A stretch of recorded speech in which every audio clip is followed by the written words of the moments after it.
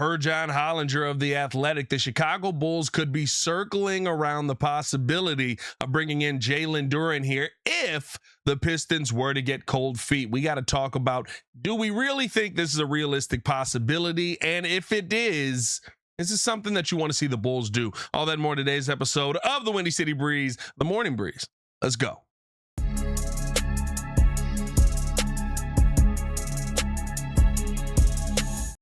Now, if you are new to the channel or just haven't had a chance or thought about doing it in a while, hit that like button, subscribe to the page, leave a 5-star review. Y'all know what to do. I know a lot of you guys watch the videos daily, but sometimes you end up forgetting to hit that subscribe button or to hit that thumbs up. Both do help the channel in a massive way. All right. Now, here is the conversation around the possibility of Jalen Duren being available. Now, John Hollinger of The Athletic uses a metric that he calls the board dollars, which is kind of weird because it's board, but dollars is also in the word, but he's got a dollar sign after. Either way, basically, it's a stat that is bargain over replacement. It's used to rank NBA players and to project their true free agent value. And when he gets to Jalen Duren, in his article, he talks about how Jalen Duren, while he was a fantastic player during the season last year, when you start to look at the playoff efficiency, that's where this conversation could end up getting a little bit sticky. Jalen Duren's playoff PER was 13.8, barely half of his regular season mark of 26, which was 6th in the league. And I mean, when you talk about the lowlights that you saw from Jalen Duren throughout the playoffs, I think they were pretty well on display. Many of us know Wendell Carter very, very well. And Wendell Carter was making Jalen Duren look like a punk throughout the entire playoff process. Now, with that being said, you see the Detroit Pistons end up moving on. A couple of big games from Jalen Duren where he's able to pull it out. I think that there's a lot of conversation around Jalen Duren as a player to say that, you know, he's very young, but does that mean that you're willing to pay, if you are the Detroit Pistons and how this is being evaluated right now, $44 million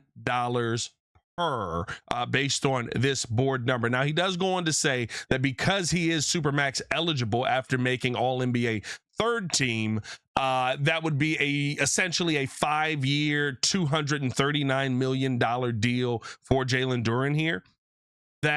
And that would be on the lower end of the deal, by the way, but a 5-year, $239 million deal coming off of that rookie contract.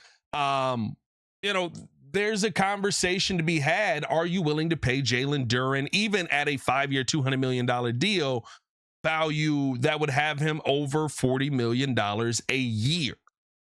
And if you're the Detroit Pistons, I think it's worth having the conversation, but I don't think it's worth having the conversation loud enough for me to feel like Jalen Duren is realistically going to hit the market. I think that he ends up back with the Pistons in all likelihood. But if they do get cold feet, could the Bulls be in on Jalen Duren? And should the Chicago Bulls be in on Jalen Duren? I think these are two very valid questions, because here's the one thing we've seen throughout our time here in Chicago, and it hasn't been very often, but when we have been in playoff contention over the last 20 years, right? How many times have we seen the player during the regular season that was elite during the regular season, able to go out there and dominate, but during the actual postseason, right, you didn't see that guy step up in that same manner? The most recent one, I think, was a guy like Kobe White, right? Who I think Kobe's a phenomenal player. I think he's a guy that, you know, as far as a scorer that you love to have on your team, but when the chips are down and you need a big game, you don't know which Kobe White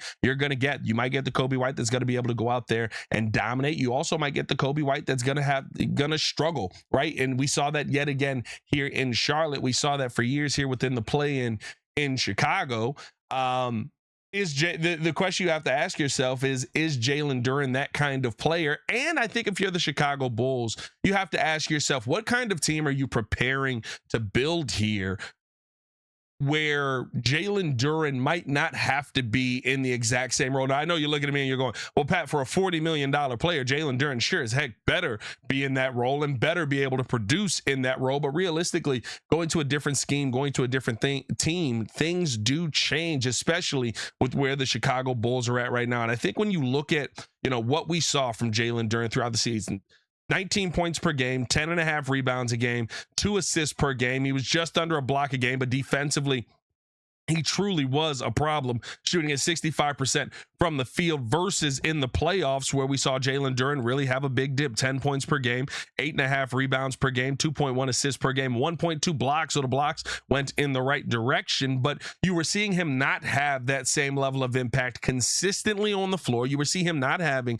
that same level of impact consistently on both ends, to the point where it was getting tough to play Jalen Duren in the playoffs at the end of some of these games because you knew that he wasn't going to help you offensively. Now, with that being said, you also are a team right now who already has some pretty solid pieces. If you've got a Josh Giddey with a Jalen Duren, I'm not going to say that that's very different from Cade Cunningham, because Cade Cunningham, while he can be a scoring point guard, is somebody who gets involved in the game a ton facilitating wise. But outside of that, there's not really anybody else who can create offense for themselves on that Pistons team, right? It really came down to Cade and Duren. And so if you're the Bulls and you're looking at this situation, could you be interested in Jalen Duren as far as a player who, yeah, I want that 19 points per game. I want you to continue to grow. But at the same time, I don't think the Bulls are going to have a team here in a couple of years that's going to need him to be that kind of player. If Caleb Wilson continues to pan out to what we believe he's going to be, and it seems like that's who the Bulls are going to land on, that's a heck of a player to pair next to Jalen Duren, both offensively and defensively, because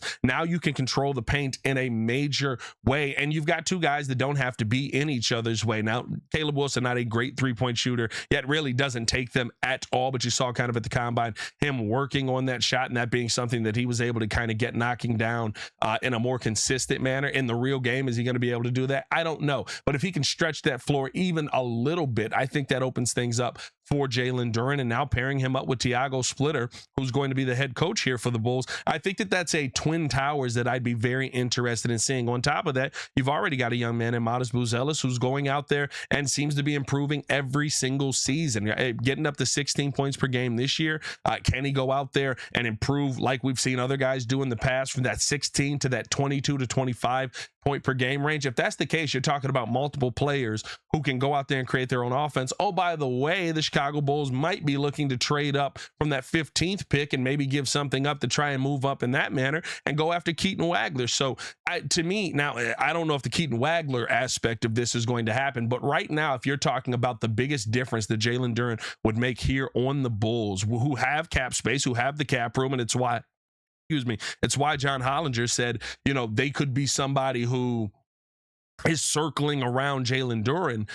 The reason behind that is because you feel like you have a player or you have a team right now that is going to be set up to be better offensively than what Detroit was. Let's be real. If Cade Cunningham wasn't on the floor, Detroit could not score. And at certain points in the game, especially during the regular season, you were conceding that conversation to Jalen Duren. You were focusing that conversation on Jalen Duren, which is why we saw his scoring improve. But he was the only other option. And so it made it easy for teams over the last couple of playoffs, like the Orlando Magic, who did it last year, right, to focus in on Duren and send double teams his way and make things even harder for him. Jalen Duren is not Shaq.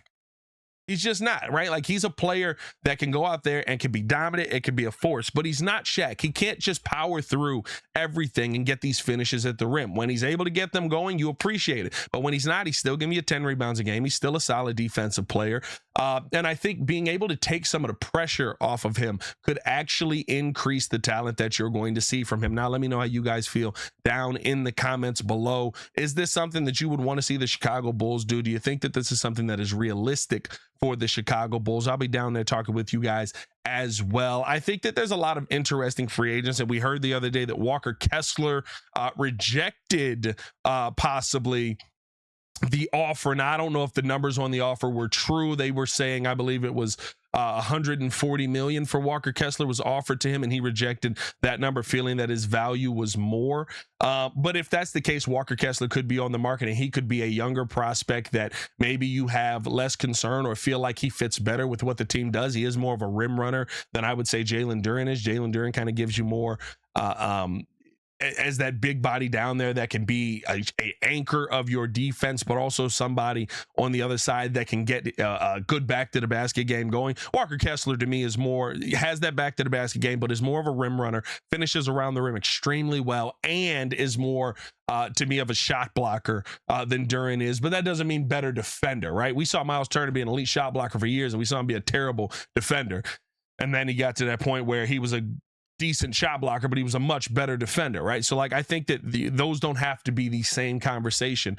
But either one, I would be very happy with the Chicago Bulls possibly trying to go out there and get. And I think that's one of those things that if you're willing to have a conversation on a player, you see the Bulls are kind of focusing in on this big man position. And to me, I think that's the spot that you're going to probably need to go out in free agency and address. Whatever you end up doing with the 15th overall pick, right? Like you don't want to DeAndre Jordan this situation where it's something that's an obvious need, where it's something that clearly the Chicago Bulls need to address. And there's a couple of guys on the market that fit what you're looking for.